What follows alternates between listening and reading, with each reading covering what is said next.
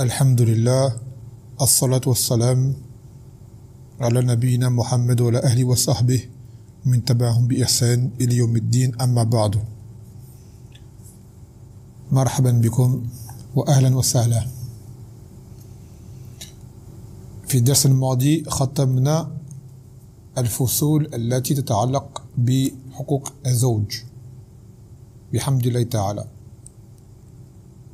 D'accord, donc dans le dernier ders, on a clôturé tous les chapitres relatifs aux droits de l'époux.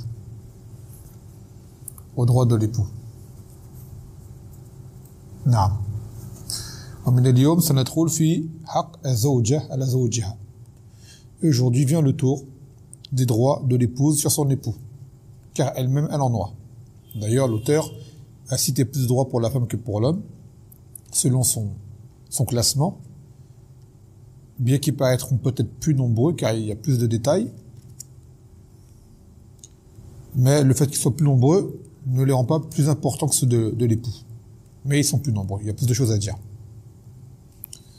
يقول حفظه الله تعالى على الزوج أن يعلم بيقين أن لزوجه عليه حق كما قال النبي صلى الله عليه وسلم لعبد الله بن عمرو بن العاص رضي الله عنهما وإن لزوجك عليك حق متفق عليه.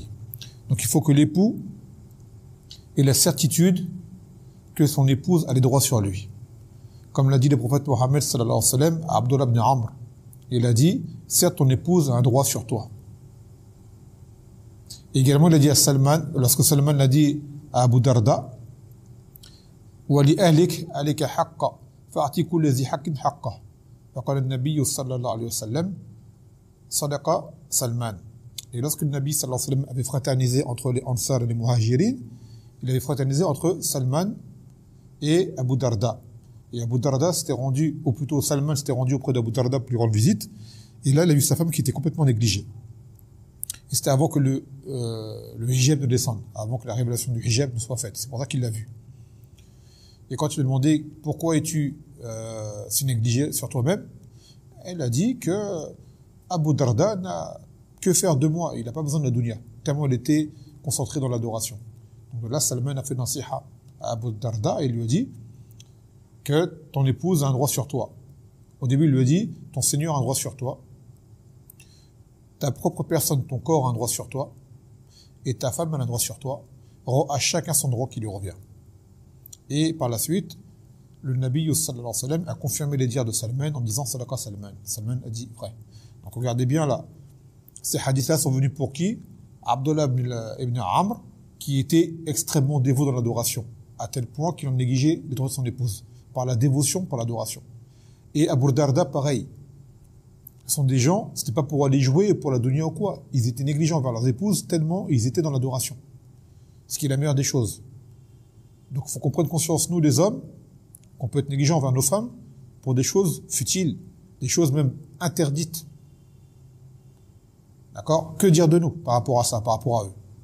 Eux, c'est pas pour aller jouer, ou pour traîner, ou pour être avec les frères, ou pour aller au sport, ou pour je ne sais quoi, pour aller travailler, pour aller voyager, pour des voyages qui ne sont pas forcément des priorités. Eux, c'était pour adorer Allah Azza wa Jal. Ils jeûnaient la journée, ils dormaient la nuit, ils veillaient. Et ils lisaient du Coran. D'accord? Donc ce n'est pas comparable. Et malgré cela, ils ont été rectifiés dans cette erreur qu'ils commettaient. وقد أمر النبي صلى الله عليه وسلم الأزواج أن يتقوا الله في نسائهم مراعاة حقوقهن في حجة الوداع بعرفة فقال فاتقوا الله في النساء فإنكم أخذتموهن بأمان الله واستحللتم فروجهن بكلمات الله رواه مسلم. Que le Nabi sallallahu alayhi wa sallam a exhorté les hommes, et cela pendant le Hajj d'adieu. Il y a des moments où il y avait le plus de monde qui était réuni et qu'il a fait les plus grandes exhortations. Et il leur a bien dit aux hommes, craignez Allah dans les femmes, car vous les avez prises selon le dépôt d'Allah Azza wa Jal. Et vous avez rendu licite le fait d'avoir des rapports avec elles, d'accord, par la parole d'Allah Azza wa Jal. Donc il faut craindre Allah dans les femmes, car elles ont des droits. Et les léser dans leurs droits nous amène à endosser des péchés, dont on rendra compte yawm al-qiyamah. Et quand il dit istahlaltum furujahunna bi kalimatillah, il y a eu plusieurs interprétations qui ont été faites, dont une, quand on s'est marié avec elle en islam. D'accord? Les musulmans ne sont pas partis prendre des kafirat, ils sont partis prendre des muslimat. Donc c'est quoi le but de choisir une femme musulmane? C'est la religion. Et la religion a des règles. Et parmi elles, rendre à la femme son droit. Bien qu'on a droit aussi d'avoir des femmes kitabiyat, d'accord? Et même elles, les femmes kitabiyat, d'accord? Elles ont les droits, car elles rentrent dans le hadith. Car la kitabiyat, on s'est marié avec elles selon les règles de l'islam. Donc également, elle aura des droits. Celui qui se marie avec une chrétienne ou une juive, bien que cela sera fortement déconseillé avec toutes les femmes musulmanes qui existent, mais quand bien même si quelqu'un venait à le faire, les règles dans le mariage, d'accord, reviendraient au même. Sur pas mal de choses. Pas forcément tout, mais sur pas mal de choses. طيب وقال النبي صلى الله عليه وسلم كذلك ألا واستوصوا بالنساء خيرا فإنما هن عوان عنكم أو عندكم ليس تملكون منهن شيئا غير ذلك. Il l'a dit dans une autre version du hadith, de bien se comporter envers les femmes, car elles sont comme des captives chez nous et qu'on ne possède rien d'elles en dehors de cela. Donc le sens de awan là, c'est comme des captives, comme des prisonnières en fait. Donc il est obligatoire pour l'homme de craindre Allah Azza wa Jal, justement dans cette responsabilité qu'il lui a donnée. Et lorsqu'on dit comme des prisonnières, il faut savoir une chose, c'est que de base le musulman est un prisonnier quoi qu'il en soit. Comme a dit le Nabi sallallahu alayhi wa sallam, ad-dunya sijn al-mu'min, que ce bas monde c'est la prison du croyant. Donc le croyant de base est en prison. Et malgré cela, dans cette dunya, qui est notre prison, Allah nous a mis des bienfaits et des délices. Pour preuve, aujourd'hui, la plupart des gens se battent pour rester dans cette dunya, alors qu'elle est une prison. D'accord? Elle est une prison et pourtant, les gens se battent pour la garder. Et les femmes également. Elles sont dans une prison, comme une forme de prison auprès de l'homme, mais c'est une prison qui est également pleine de délices et qui est pleine de bienfaits pour elles. Et qui en réalité est une protection. Car la femme doit être sous la régie d'hommes. Qu'il s'agisse de leur père, de leur grand-père, de leur grand frère, de leur époux, c'est un bienfait pour la femme qu'elle soit dirigée par des hommes. Car sans quoi la femme, lorsqu'elle est seule et qu'elle se croit libre, indépendante, elle tombe dans bien des fitnes, dans bien des problèmes, qu'elle s'en rende compte ou pas. Et je pense que les plus honnêtes et les plus sincères envers elles-mêmes le savent, en sont conscientes. Que lorsqu'elles sont seules, elles n'arrivent pas à se gérer. Elles n'arrivent pas à s'organiser comme il se doit, du moins comme la religion le demande, on va dire. Et elles voient qu'elles sont amenées à commettre beaucoup de fautes. Et comme on dit, mieux vaut une prison protectrice que une liberté destructrice. Car vous allez voir des gens qui sont en prison, ils sont en prison, et eux-mêmes vont admettre qu'en prison, ils sont moins exposés aux tentations que lorsqu'ils sont dehors. C'est une réalité. Des gens en prison eux-mêmes reconnaissent qu'en prison, on parle de gens droits bien sûr, pas des grands pervers, des grands criminels. Mais ils savent très bien, par exemple, combien de gens en prison ont connu la guidée et ont pu se mettre droit, car ils étaient privés et mis à l'isolement de toutes les choses qui étaient mauvaises. Loin des femmes, loin des drogues peut-être, d'accord, loin de maths interdits. Dans la prison, il n'avait que sa promenade, ses salawats, le temps pour lire, sans être perturbé par autre chose. Et une fois sorti, ils disent je replongeais. En prison, j'arrivais, alhamdoulilah, à me tenir droit, et dès que je sortais, je replongeais. Exposé aux tentations. Donc, mieux vaut une prison protectrice qu'une liberté destructrice. C'est ce qu'on dit à la femme. Vous mettez une captive sous la régie d'un époux, Inch'Allah, on souhaite qu'il te traite bien, que tu sois dans ta liberté de célibat, livré à toi-même, et livré justement à des hommes qui te respecteront pas. Et qui te feront du mal. Taïb. Donc maintenant, on va commencer par les huquq donnés à l'épouse. Awalan, as-sadaq. As-sadaq, c'est ce qu'on appelle le mahar, ce qui est la dot. C'est-à-dire, ce que l'on donne en contrepartie à une femme lorsqu'on se marie avec elle. كما قال تعالى وآتوا النساء صدقاتهن نحلة فإن تبن لكم عن شيء منه نفسا فكلوه هنيئا مريئا. Dans le sens où elle a dit, et donnez aux femmes de bon droit leur dot. Et si jamais d'elles-mêmes elles vous en font quelque grâce, alors disposez-en à votre aise et de bon cœur. C'est-à-dire que tu donnes quelque chose à ton épouse pour parler avec elle, et là-bas c'est que c'est de l'argent, comme cela va être cité. Cet argent est sa propriété, à elle seule. D'accord? C'est son droit à elle. Ce n'est pas à son père, ce n'est pas à son oncle, ce n'est pas à son frère. Cet argent est à elle. Car dans beaucoup de pays aujourd'hui, dans les coutumes des gens, c'est que le père se permet de prendre le mahr soit entièrement ou soit partiellement.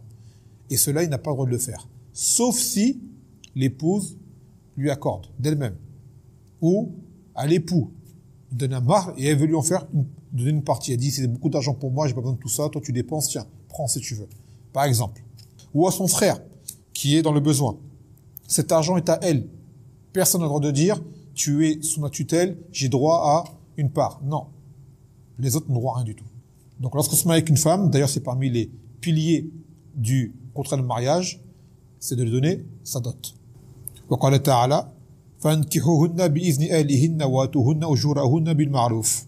Et épousez-les avec la permission de leur famille, c'est-à-dire de leur wali, avec le wali de la femme. Et donnez-leur leur dot de façon convenable. Et maintes versets sont venus pour exposer cela.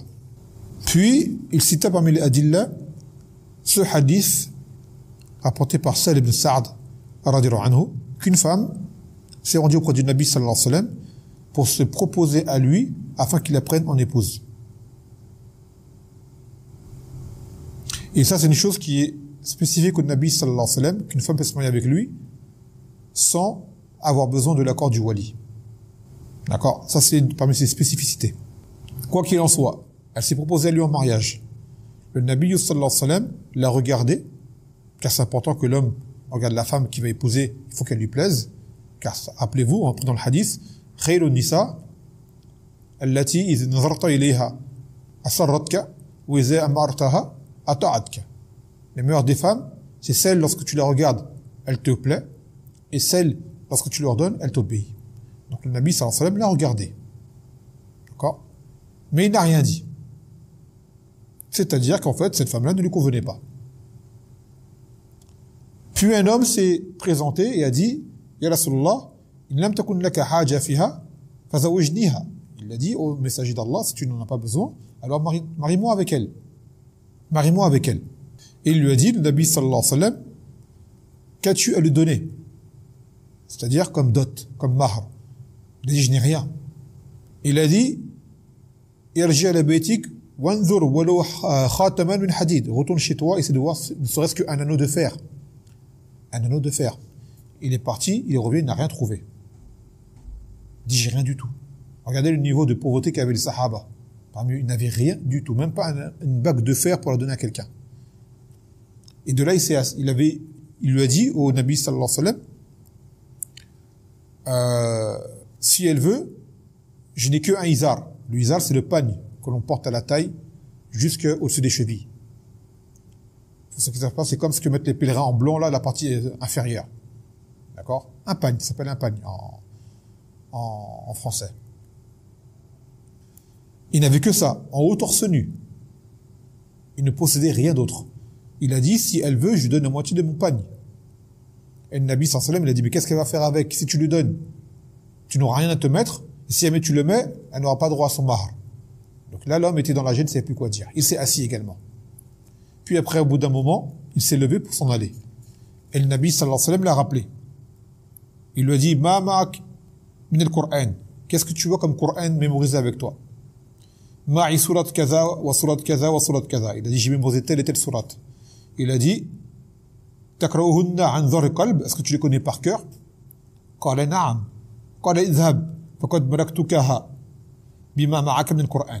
Il a dit, c'est bon, repars, je te la marie avec ce que tu as comme Qur'an. C'est-à-dire que tu dois l'enseigner, lui faire mémoriser le Qur'an que tu as appris, tu lui donnes. Donc son mahr, ça a été un enseignement bénéfique qui était le Coran. Donc le mahr, c'est une chose qui de base doit être matérielle. De base, c'est de l'argent. Ça peut être des bijoux, ça peut être du mobilier, ça peut être des livres, ça peut être plein de choses, des choses qui ont une certaine valeur. Et il peut être également abstrait, comme ce fut le cas de cet homme-là. Quand je dis abstrait, c'est-à-dire une chose qui n'est pas matérielle. Et également, ce fut le cas, le plus noble des mahrs qui était donné en islam, c'est le mahr de Sulaym avec Abu Talha. Sulaym, c'est la mère de Anas ibn Malik. Abu Talha était encore un homme kafir. Il voulait se marier avec Sulaym. Mais c'est un homme riche et noble malgré tout. Il s'est proposé à elle. Elle a dit فَإِنَّكَ رَجُلٌ كَافِرٌ وَأَنَا مُسْلِمَةٌ فَلَا تَحِلُّ لِي. Elle lui a dit, tu es un homme kafir et moi je suis musulman, tu n'es pas permis pour moi comme époux. Elle lui a dit, il faut que tu te soumettes à Allah, que tu entres en islam. Et de là, Abu Talha s'est rendu auprès du Nabi sallallahu alayhi wa sallam pour entrer en islam. Et lorsque le prophète sallallahu alayhi wa sallam l'a vu, il a dit, je vois dans ses yeux le désir de l'islam. Donc ça veut dire que son désir était sincère, ce n'était pas que pour Sulaym, mais sincèrement l'islam l'a attiré. Et de là, il s'est converti. Et par la suite, il s'est marié avec Sulaym. Et pourtant, Abu Talha était un homme qui était riche. Mais Sulaym n'a demandé de lui que son islam. C'est tout. Et ce mahr a été nommé comme le mahr le plus noble de l'islam, qui était fait. Donc le mahr, également, il n'a pas de limite. Il peut être une somme astronomique, pour ceux qui ont les moyens, et peut être une chose parmi ce qui est de plus simple. Comme Allah Ta'ala, وَأَتَيْتُمْ إِحْدَهُنَّ كِنْتَارًا.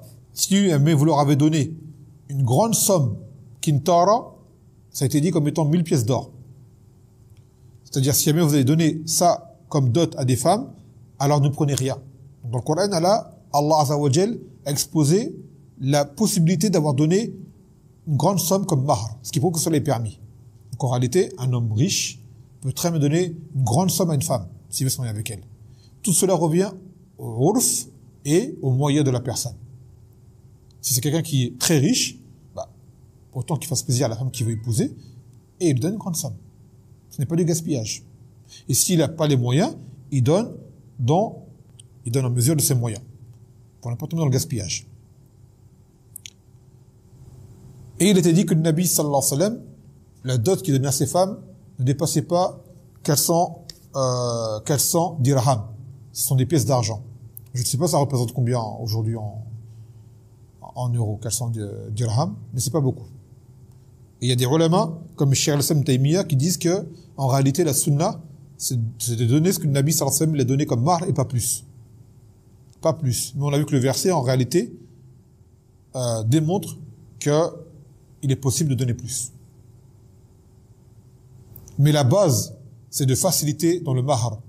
Car lorsque les mahrs deviennent trop élevés, cela freine des gens à se marier. La femme reste célibataire, l'homme reste célibataire, qu'est-ce qui se passe par la suite? Il y a le façade. Donc, il faut faciliter les gens à se marier. On dit aux awliya, quand vos filles veulent se marier, facilitez aux prétendants un mahr qui soit dans sa capacité. Et également, on dit aux prétendants, ne soyez pas avares. D'accord? Ne soyez pas avares. C'est une somme qui est mise sur la religion pour un khayr, pour vous protéger et fonder une famille. Donc, si vous avez les moyens de donner le mahr, donnez-le. Ce n'est pas une somme qui est perdue.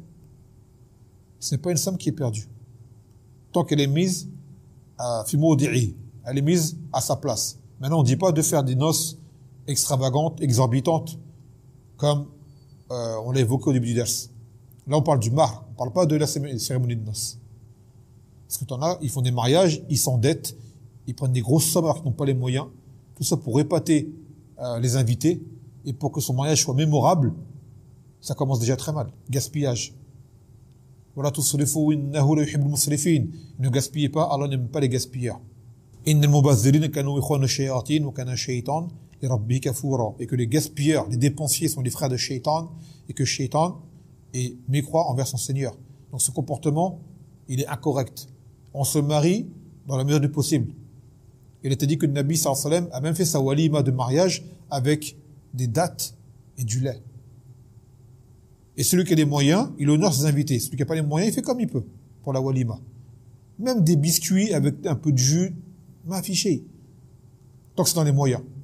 D'accord? La personne n'a pas les moyens de faire plus, elle fait comme elle peut. Et celui qui a les moyens, machallah, il veut mettre beaucoup de gens et mettre les gens à l'aise, il peut le faire, mais il ne faut pas que ça arrive à un stade de gaspillage. طيب يقول ثانيا الوفاء بشرطها ما لم تحرم حلالا أو يحل حراما. Donc deuxième chose, deuxième droit, c'est qu'il respecte les conditions qui ont été émises. Tant que cette condition-là ne rend pas permis une chose qui est licite ou ne rend pas licite une chose qui est interdite. عن عقبة بن عامر رضي الله عنه عن النبي صلى الله عليه وسلم قال أحق ما أوفيتم من الشروط أن توفوا به ما استحللتم به الفروج. Il a dit, le Nabi sallallahu alayhi wa sallam, la chose qui est le plus en droit d'être respectée parmi les engagements que vous avez pris, ce sont les conditions qui ont été émises pour rendre les rapports intimes licites avec les femmes. C'est-à-dire que si une femme veut se marier, ou plutôt est demandée en mariage, et qu'elle émet des conditions qui sont acceptables et que tu les acceptes, tu dois te tenir. Obligatoirement.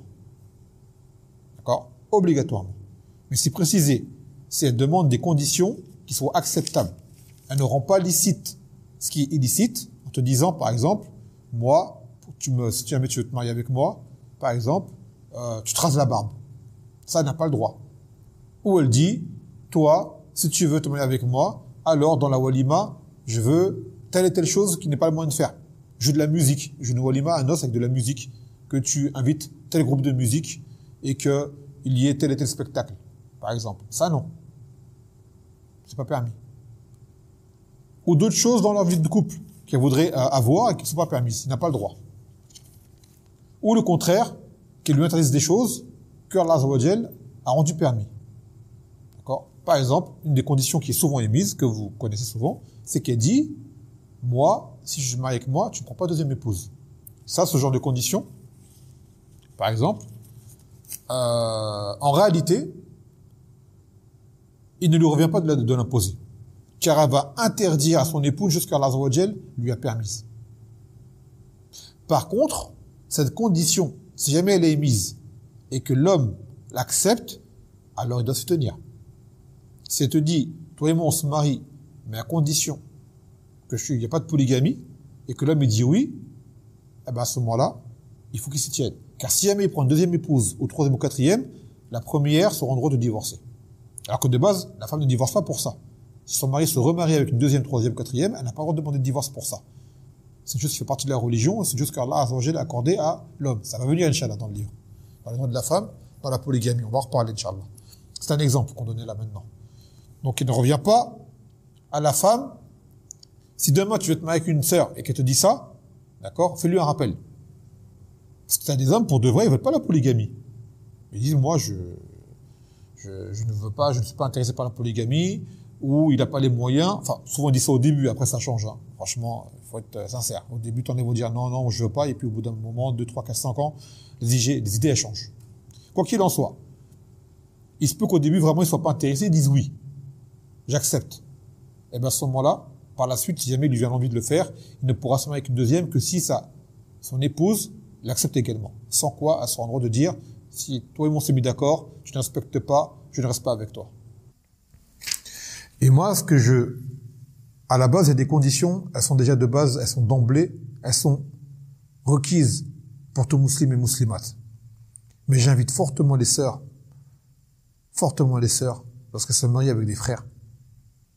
Et je sais que c'est dur pour le nefs. Et je sais que ça effraie beaucoup. Mais on a pris le verset auparavant. Ya ayyuhallazina amanu qu anfusakum wa ahlikum nara. Ô vous qui avez cru, préservez-vous ainsi que vos familles, vos proches d'un feu ardent. Parmi les causes qui vont aider à ce que les familles se préservent, c'est qu'elles quittent l'état de kufr, de quitter les pays de mécréance. Quoi que l'on dise, condition, pas condition, faut le faire. Mais j'invite les sœurs, quand vous mariez avec des hommes qui viennent pour vous voir, de mettre comme condition, on fait la hijra dès que possible. On fait la hijra dès que possible. Imposez cela à vos époux. Car croyez-moi bien également, parmi les choses qui nuisent au couple, c'est l'environnement malsain. Être en France ou en pays de kufr, cela n'aide pas les couples à s'épanouir. Trop de tentations et trop de fitanes autour d'eux. Il y a trop de mauvaises idéologies, de mauvais concepts, de mauvais préceptes, de mauvais exemples, de mauvaises références, et trop de contraintes. D'accord, trop de contraintes qui amènent à ce qu'il y ait des désaccords dans le couple, avec l'école pour les enfants, avec les conditions de travail pour l'homme, ou pour la femme si jamais celle-ci veut travailler et que le mari lui permet. Le mode de vie, il emmène à ce que les cœurs se détachent, s'éloignent d'Allah Azza wa Jal. Et de là, la taqwa, elle baisse, la crainte d'Allah, elle baisse. Et les péchés rentrent, et les péchés viennent à nuire à la baraka dans les foyers. Énormément. Donc on vous encourage, ayyuhal akhawat, an tashtaritu ala azwajikunna al-hijra. Min awwal fursa. Dès que l'occasion se présente, vous dites à votre époux ou au prétendant, moi, je t'impose, si on se marie, de partir faire l'hijra. Voyez. Après aussi, lorsque le mari dit on part, il faut rester ferme. Faut pas dire attends en fait je réfléchis, je suis pas sûr, j'ai peur, mon père. Non, faut partir. Faut partir. Au plus vite, dès que possible, et dans les bonnes conditions. Je vous encourage à mettre cela plutôt que de chercher une grande dot, que le mari qui vous offre un duplex ou un pavillon, une villa, ce que vous voulez. Non, la hijra. Hada awla wa muqaddam. C'est les prioritaires sur toute chose. Sauvez-vous avant qu'un enfant ne vienne à charge. Un deuxième, un troisième, un quatrième, après trop lourd pour partir. Les enfants, ils vont où? À l'école. Surveillance après des services sociaux. C'est une prison, là. C'est une prison pour tout le monde, là. Une prison pour le père, une prison pour la mère, une prison pour les enfants. Et au fur et à mesure, les années passent. La foi, elle baisse. Ainsi que la détermination. Et au final, les gens, ils finissent par rester en pays de coufre. Et ils finissent par lâcher prise sur plein de choses et à devenir négligents en religion. Donc, dès que l'occasion se présente, ne laissez pas passer. Partez. Wallahi, inni lakum nasih. C'est un conseil que je vous donne. Beaucoup de couples se détériorent en pays de coufre à cause de l'environnement malsain dans lequel ils évoluent. Ils évoluent pas, en fait. Ça rétrograde, ça va en arrière, en réalité. Celui qui n'a pas d'excuses et qui a moyen de partir, qu'il parte. Voire même si des sœurs peuvent trouver des frères muhajirin et les rejoindre, c'est encore mieux. Si elles ne trouvent personne en pays de coufre, elles cherchent un époux, un frère, qui sont en pays d'islam et qu'elles les rejoignent. Il vaut mieux pour toi toujours la deuxième, troisième d'un frère qui est muhajir que la seule et unique monogame avec un frère qui reste en France, qui part pas alors qu'il peut partir. Et je parle bien des gens qui n'ont pas d'excuses. Croyez-moi, c'est plus honorable pour toi d'être même le quatrième d'un époux en pays d'islam, même s'il est pauvre, mais qui peut te rendre ton droit un minimum, que d'être en monogamie avec un frère à l'aise, aisé, mais qui ne part pas. Et les conséquences, si vous ne les pensez pas en ce bas monde, vous les verrez après la mort. Lorsqu'il sera trop tard, là où il n'y a plus d'actes à accepter. Là, c'est que la remise des comptes. Et le jugement et les questions. Summa yaqul. Donc ça, c'est parmi leurs droits, d'accord?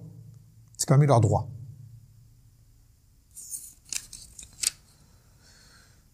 ثالثا معاشرتها معاشرتها بالمعروف. Le fait de vivre convenablement avec elle, la traiter convenablement. D'accord? La traiter comme il se doit. يقول الله عز وجل يا أيها الذين آمنوا لا يحل لكم من ترثوا نساء كرها ولا تعضلوهن لتذهبوا ببعض ما آتيتوهن إلا يأتين بفاحشة مبينة وعاشروهن بالمعروف فإن كرهتموهن فعسى أن تكرهوا شيئا ويجعل الله فيه خيرا كثيرا. Ô vous qui avez cru, il ne vous est pas permis d'hériter de force des femmes et ni de les contraindre afin de pouvoir récupérer votre mahr que vous leur avez donné, sauf si elles viennent avec une turpitude évidente, et vivez avec elles de façon convenable. Et si jamais vous les détestez, il se peut que vous détestiez une chose dans laquelle Allah a mis un grand bien. Ce verset a été évoqué pour différentes raisons. Dans le fait de ne pas hériter des femmes, cela veut dire quoi? Qu'auparavant, dans la jahiliya, lorsque un homme était marié et venait à mourir, ce sont ses proches qui héritaient de tous ses biens et de sa femme. Donc ça, ce verset vient pour dire que les femmes, on n'hérite pas d'elles. Comme ça. Elles ont un droit dans le mariage, elles peuvent refuser. Et une autre version qui dit que c'est une femme qui a de l'argent, son mari reste avec elle et la retient en la traitant mal pour attendre qu'elle meure et pour hériter d'elle. Et le shahid du verset, c'est « Wa'ashiruhunna bil ma'ruf » et vivez avec elle de façon convenable. Et si vous le détestez, il se peut que vous détestiez une chose dans laquelle Allah Azza wa Jal a mis un grand bien. ففي قوله وعاشرون بالمعروف vivez avec elle de façon convenable. Ibn Kathir il dit طيبوا أقوالكم لهن وحسنوا أفعالكم وهيهاتكم بحسب قدرتكم كما تحب ذلك منها ففعل أنت بها مثله. Il a dit, Ibn Kathir, vivez avec elle de façon convenable, c'est-à-dire vous devez proférer de bonnes paroles lorsque vous vous adressez à elle de façon convenable, d'embellir votre comportement avec elle et même votre apparence dans la mesure du possible. Tout comme tu aimes la voir, qu'elle te plaise, alors sois en sorte également d'être plaisant à ses yeux. C'est valable pour elle également. La femme, c'est un droit qu'elle a d'avoir un époux qui lui plaît. D'ailleurs, dans la khidba, la femme également regarde l'homme. Bien que la femme, on sait qu'elle est moins superficielle que l'homme. C'est connu que parmi justement les points forts de la femme chez l'homme, ça va être sa beauté. Et la femme, elle, va plus voir d'autres choses. Le charisme de l'homme, ses moyens financiers, c'est le moment de pouvoir l'entretenir comme il se doit, son intelligence, son côté responsable. Elle va penser à sa sécurité. Et bien sûr, en premier lieu, sa religion. Elle choisit un homme qui est droit. D'accord ? Quoi qu'il en soit, lorsqu'elle voit son mari, il faut qu'il lui plaise un minimum, car vous savez qu'il y a une sahabiyat qui a demandé le khul, d'être séparée de son époux, tant il est répugné physiquement. Elle a dit au Nabi sallallahu alayhi wa sallam, Arsha al-kufr ba'd l'islam, je crains la mécréance, c'est-à-dire la mécréance, l'ingratitude. Tellement cet homme-là ne lui plaisait pas qu'elle ne pourrait pas lui obéir. C'était pour elle insupportable. Donc elle a demandé quoi? Le khul, pour ne pas rester avec lui, à cause de son physique. Donc c'est un minimum que la femme puisse avoir, de souhaiter un homme qui lui plaise. Donc de là, l'homme doit prendre soin de lui, s'entretenir et rester plaisant avec sa femme. Autant que possible également. Donc ça fait partie du fait de vivre avec elle de façon convenable.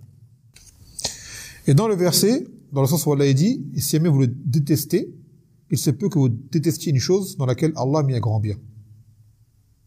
يقول ابن كثير أي فعسى أن يكون صبركم في إمساكهن مع الكراهية فيه خير كثير لكم في الدنيا والآخرة كما قال ابن عباس في هذه الآية وهو أن يعطف عليها فيرزقكم منها ولدا ويكون في ذلك الولد خير كثير.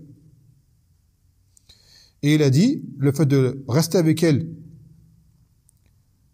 cela est meilleur, de ne pas sauter sur elle et de le garder, plutôt que de la divorcer, tant que c'est une femme qui reste un minimum droite, bien sûr, car ses défauts pourraient se dissiper à la vue de ses qualités. Et il dit par exemple, Ibn Abbas, c'est comme le fait que tu retiens une femme, plutôt que la divorcer, tu restes compatissant avec elle, tu restes avec elle, et c'est peu qu'en restant avec elle, par patience pour elle, pour son bien-être, par bienfait, qu'elle enfante de toi d'un enfant qui a un grand khayr, d'un enfant qui apporte un grand khayr. Et dans un hadith c'est venu, قال النبي صلى الله عليه وسلم لا يفرق مؤمن مؤمنة إن سخط منها خلقا رضي منها آخر, que le musulman, le croyant, ne peut détester pleinement une croyante. Si elle met des choses en elle lui déplaisent, d'autres choses lui plairont. D'autres choses lui plairont. Et là, l'imam Sa'di, dans ce hadith, il a dit que les hommes sont de trois catégories par rapport à ça. Il y a celui qui focalise sur les qualités de sa femme, en premier lieu, à tel point que ses défauts, il passe outre. D'accord? Il est au-dessus des défauts de sa femme. Tant il a des qualités qui lui conviennent. Il y a celui qui se comporte avec la femme en mesure de ses qualités et de ses défauts. il prend d'elle ses qualités et lui reproche ses défauts. Et le troisième est celui qui voit que les défauts, à tel point qu'il ne voit plus les qualités de la femme. Il dit que le meilleur des trois, c'est le premier. Car celui-ci aura une vie plus facile avec elle du fait qu'il passe outre sur le défaut. Le fait de passer outre sur le défaut ne veut pas dire qu'elle fait du mal, tu te tais. Non, mais qu'elle a des choses, des manquements sur lesquels tu ne t'arrêtes pas au point de rendre la vie conjugale difficile. D'accord? Tu pardonnes et tu patientes. Ça n'empêche pas deux fois d'essayer de corriger, mais tu n'en fais pas tout un cinéma, tu ne fais pas d'exagération sur les choses qui ne méritent pas tout cela. Donc ça, c'est être indulgent, être tolérant. Et avec la femme, c'est obligatoire. Car comme le Nabi sallallahu alayhi wa sallam l'a dit, qu'elle a été créée d'une côte tordue. Donc tu n'auras jamais affaire à une femme qui sera parfaite devant toi. Jamais. Et celui qui cherche la perfection, on lui dit, dès maintenant, vas-y, engage-toi dans le célibat, parce que tu vas pas trouver de femme parfaite. Jamais. Donc tu peux être célibataire dès maintenant. Tu cherches la perfection dans ta femme, on va te dire, tu ne vas trouver que la perfection du célibat. Tu seras voué à divorcer à chaque fois. Et ça, c'est pas une vie. Donc, il faut savoir faire preuve de patience, de tolérance, d'indulgence. Tant que le bien reste prépondérant. On ne parle pas dans l'absolu. Il y a des cas où là, ça devient insupportable, certes, pour l'homme, comme ça peut être pour la femme. Mais tant que ça reste une croyante qui a un minimum de droiture et de taqwa, sache que des femmes comme ça, elles sont rares en cette époque. Les femmes sont très nombreuses sur Terre. Mais des femmes musulmanes, mustaqima, sur la sunna, elles sont rarissimes. Donc si jamais Allah Azza wa Jal t'a apporté de la grâce d'en avoir une, il faut que tu t'y accroches autant que possible, parce que tu n'en trouves pas une similaire, une semblable. Des femmes ont raconté des histoires qu'ils ont eues avec des femmes ammiyat, c'était des catastrophes. Et aussi des catastrophes avec des femmes salafiyates, c'est vrai, mais c'est plus rare. D'accord? C'est plus rare. Et on se marie pour elle en premier lieu, pour la religion. Et normalement, si elle est droite, et elle craint Allah Azza wa Jal, normalement, lors des écarts et des manquements, elle se rattrape. Elle demande pardon, et elle fait tawbah. Biznillah ta'ala. C'est ça parmi les fautes, justement, d'avoir une femme qui est droite. C'est que son tort, elle admet, et elle se corrige. Même si elle recommence après, ou qu'elle a du mal à délaisser certaines choses, elle l'admet un minimum, et elle s'excuse auprès de toi. Et toi, patiente par rapport à ça. Donc il dit des exemples de vie convenable que l'on peut entretenir avec une femme. Awalan, l'honorer, lui faire des cadeaux. Tant que cela est possible, lui faire plaisir. Tant que cela est possible. Des fois, lui, quitte à la sortir, l'amener manger des plats qu'elle aime, dans des bonnes conditions, bien sûr, ou lui ramener, lui faire des cadeaux, des vêtements, des choses qui lui plaisent. Si tu as des moyens, des bijoux, d'accord? Masalan. Si ta maison, tu peux la mettre bien meublée pour la mettre à l'aise, car on avait dit au début que la femme est comme une captive. Donc, faire en sorte que sa peine soit le plus confortable possible. Dans son foyer, tu ne veux pas qu'elle sorte, alors faire en sorte qu'elle soit à l'aise dans le foyer le plus possible. Qu'il y ait tout ce dont elle a besoin, de profitable. Si tu en as les moyens, mets-la à l'aise. Ça lui rendra la vie plus facile. Il y a également le fait de jouer avec elle. D'accord? De jouer avec elle et d'être également affectueux. Ce n'est pas que la femme qui doit être affectueuse. L'homme également doit être affectueux. Ce n'est pas pareil, mais il doit être affectueux avec elle. On avait cité dans le hadith de Jabir, parce que le Nabi sallallahu alayhi wa sallam, il avait dit Allah tazawajta jariyah fatula'ibuha wa tula'ibuk wa tudahikuha wa tudahikuk. Pourquoi n'as-tu pas pris une jeune bikr afin de jouer avec elle? D'accord? Il n'y a aucune honte de jouer avec sa femme. Plaisanter, faire preuve d'humour, rigoler, ça c'est un khayr. Ça amène à de l'amour et ça amène à ce que les relations soient meilleures. Et ça amène à plus de complicité dans le couple. Donc tu la fais rire. D'accord? Tu joues avec elle. De façon convenable. D'ailleurs, le Nabi sallallahu alayhi wa sallam, il était rapporté de Aïcha qu'il a fait la course avec elle.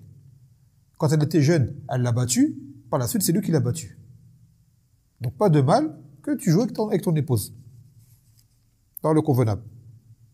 وقال النبي صلى الله عليه وسلم كل شيء ليس من ذكر الله فهو لعب لا يكون أربعة ملاعبة الرجل امرأته وتأديب الرجل فرسه ومشي الرجل بين الغرضين وتعلم الرجل السباحة. Il a dit, le Nabi sallallahu alayhi wa sallam, toute chose qui ne comprend pas le rappel d'Allah azza wa jal, c'est du jeu. C'est du jeu, hormis 4 choses. Il a dit justement, le jeu qui est entre le fait de jouer avec son épouse. Ce n'est pas un jeu qui est futile, qui sert à rien. C'est une chose qui est utile. C'est le premier qui est cité en premier. Mula'abat ar-rajul imra'atah. Le fait que l'homme puisse jouer avec son épouse. Après, le fait que l'homme dresse sa monture. Parce qu'à l'époque, vous savez, c'était des chameaux ou des chevaux. Maintenant, bon, c'est plus tout ce qu'il y a, mais ça peut être ta voiture, tu l'entretiens. D'accord? La voiture, tu l'entretiens. Également, le tir. D'accord? D'apprendre à tirer. Et d'apprendre la natation. Donc, regardez bien ces choses-là, le fait d'entretenir sa monture, de tirer et la natation. C'est pourquoi les choses qui emmènent justement à ce que l'homme se renforce, et ça c'est pourquoi c'est pour le djihad, lorsque si un jeu sera amené à le faire, un vrai djihad, on parle légiférer, à chaque fois on précise, d'accord, on parle pas des choses sur lesquelles on voit des actes de khawarij, le terrorisme, on parle pas de ça. On parle si un jour il y a un gouverneur musulman et qu'il y a un vrai djihad qui se fait, les hommes doivent être prêts. Donc toute chose en fait qui t'amène à te renforcer physiquement ou matériellement pour cela, c'est une chose qui rentre dans le bien. Même le sport que tu ferais dans le halal, avec une bonne niya, garder la forme, ça rentre dedans. Donc c'est fait dans les normes et sans dépasser les limites. Et vous savez que le Nabi sallallahu alayhi wa sallam, lors des jours de Eid, lorsque les Abyssins venaient dans le masjid pour jouer, il laissait Aïcha les regarder, pour la distraire, comme divertissement.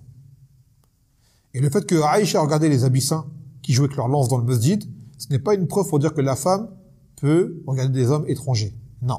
Elle regardait quoi? Elle, le mouvement de masse, le mouvement de foule, et non pas les hommes les uns pour les autres. C'est comme quelqu'un qui est dans la rue qui voit la foule. D'accord? Il y a plein de gens devant lui. Il distingue pas vraiment, mais il voit le mouvement de foule. Ça ne veut pas dire qu'il regarde les femmes. Non, il regarde la foule devant soi sans distinguer qui est qui, en fait. D'accord? Eh ben, elle, c'était pareil.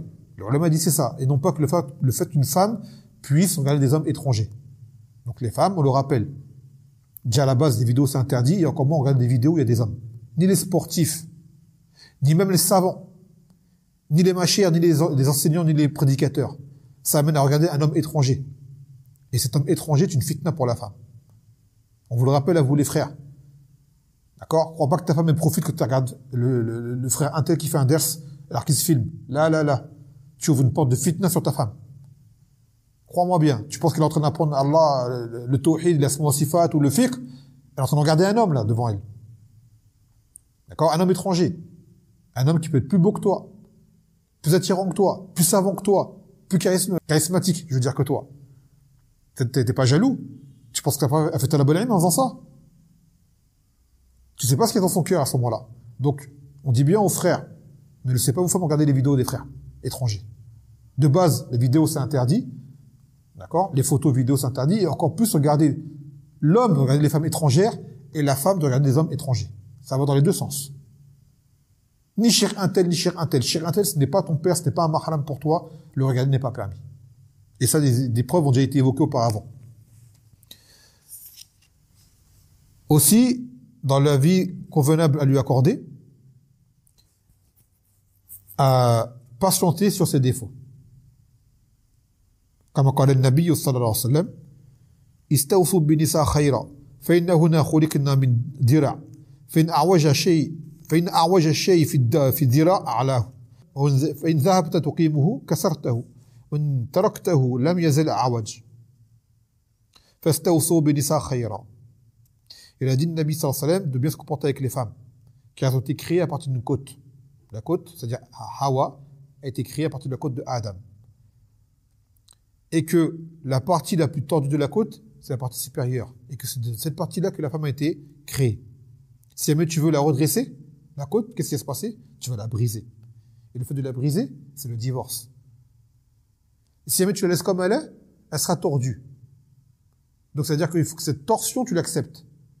Car si jamais tu cherches à la redresser, tu ne pourras pas profiter de ta femme, jamais. Tout le temps, ça va être la guerre, dispute, désaccords, des cris, peut-être même des violences. Donc la femme, elle a une nature de torsion. Elle est tordue, elle a été créée comme ça, c'est Allah qui l'a voulu. Accepte-le. C'est comme si demain, tu avais une femme, elle mesure 1m55, elle est petite. Accepte-le, elle a été créée comme ça. Tu es une femme, elle fait 1m90. Tu te mets avec elle, accepte-le, elle est comme ça. Elle va pas rétrécir. Tu ne pourras pas la faire rétrécir. Elle fait 1m90. Et ainsi de suite. Eh ben, elle a été créée avec cette torsion, il faut que tu l'acceptes. Sans quoi, ce sera invivable. Ni comme pour elle, comme pour toi. Donc, on l'a expliqué. Il faut que l'homme soit indulgent et tolérant sur beaucoup de choses. Qu'il ferme les yeux sur beaucoup de choses. Qu'il n'oublie pas qu'il a affaire à une femme devant lui et pas un homme. Ça, c'est un problème qu'on a souvent les frères. Parce qu'on veut discuter avec des femmes, on oublie que devant nous, on a des femmes et pas des hommes. Donc la compréhension n'est pas la même. L'approche ne doit pas être la même. Il faut faire preuve de diplomatie et se mettre à son niveau pour tenter de comprendre ce qu'elle a à dire ou tenter de nous faire comprendre ce que nous, on a à dire. L'homme n'est pas comme la femme. Et ça, c'est une réalité. Nous ne sommes pas égaux. D'accord? Nous ne sommes pas égaux. On le voit, les femmes, comment elles parlent, les hommes, comment ils parlent. Dans les goûts, dans les couleurs, dans les centres d'intérêt. Ils ne sont pas les mêmes. Donc c'est pareil. Admets et reconnais que tu es une femme devant toi, donc il faut que tu t'y fasses. Tout comme si demain tu avais un enfant devant toi, tu ne vas pas parler à un enfant comme tu vas parler à un adulte. Et bien pareil, une femme, tu ne parleras pas avec elle, surtout, c'est pas dans l'absolu non plus. D'accord? Mais il y a des sujets, des situations, tu ne pourras pas les affronter avec elle comme tu le ferais avec un homme. Non. Donc voilà ce qu'on a pris comme ders aujourd'hui, parmi les quelques hukuk de la femme. Et la suite, Inch'Allah, demain. En espérant que cela aurait été profitable un minimum. نكتفي بهذا القدر فسبحانك وبحمدك لا إله إلا أنت أستغفرك وأتوب إليك